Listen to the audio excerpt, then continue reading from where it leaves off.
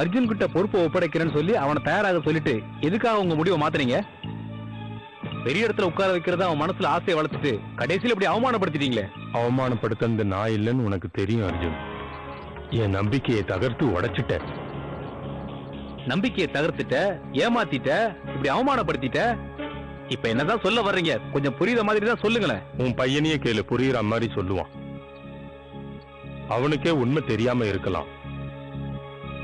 நேத்து ராத்திரி அவனை நான் கோயிலுக்கு பக்கத்துல ஃப்ரெண்ட்ஸுங்களோட பார்த்தேன்.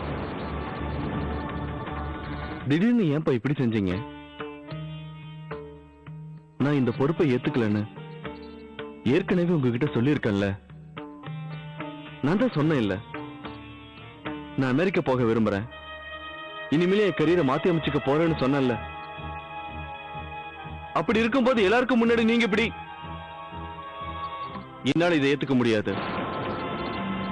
யாருக்காகவும் நான் மாற விரும்பல. என்னோட உணர்வுகளை யாருக்காகவும் எப்பவும் நான் விட்டு கொடுக்க விரும்பல. அப்பா,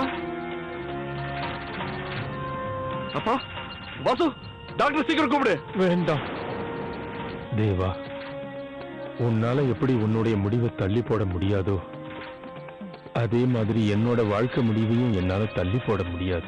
அம்மா, அப்பா ஏன் இப்படி சொல்றது எனக்கு ஒண்ணுமே புரியல. நான் ரொம்ப பேசிட்டேன். என்ன தயவு செஞ்சு மன்னிச்சிடுங்கப்பா. எங்களை விட்டு போயிடாதீங்கப்பா. நீ துடிக்கிறத பார்க்கும்போது, உன் கண்ணுல தண்ணி வர்றத பார்க்கும்போது என் மேல எவ்வளவு அன்பு வச்சிருக்கன்னு தெரியுது. இத பாரு தேவா, இப்ப கூட என் மனசுல பட்டதுனால்தான் திடீர்னு இந்த பொறுப்பை நான் உன்கிட்ட ஒப்படைச்சேன். இல்லனா நான் பண்ணிருக்க இல்லைங்க. அப்படி இல்ல, பேசாதீங்க. தேவா சம்மதிப்பா. நீங்க என்ன முடிவெடுத்தாலும் தேவா சம்மதிப்பா. நீங்க என்ன சொன்னாலும் நான் கேட்கிறேன். நீங்க இல்லாம எங்களால இங்க இருக்க முடியாதுப்பா. நான் என்ன செய்யணும்? எனக்கு இது தவிர வேற வழி தெரியலப்பா. இப்போ என் உயிர் போக வேண்டிய நேரம் வந்துடுச்சு தேவா. இல்லப்பா, அப்படி சொல்லாதீங்க. அப்பா, கொஞ்சம் தண்ணி கொடுங்க.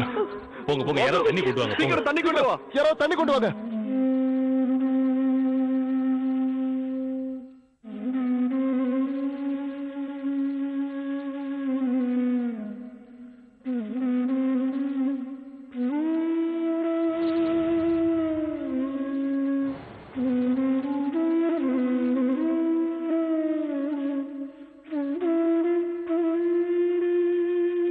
அப்பா,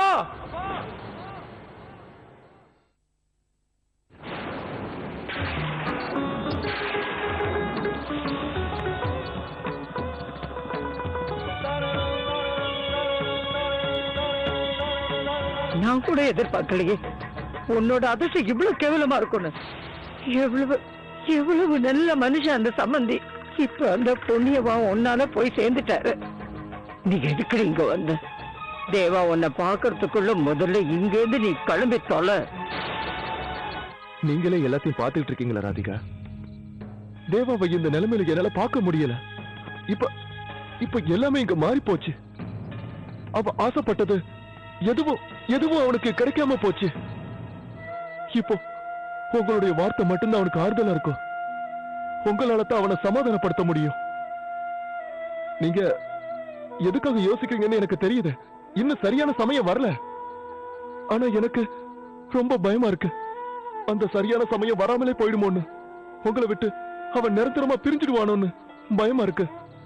நீங்க யாரு மனசார விரும்புனீங்களோ இப்ப அவன் வாழ்க்கையே இல்லாம தவிச்சுக்கிட்டு இருக்கா. அவனுக்கு இவ்வளவு கஷ்டம் தேவையா ராதிகா?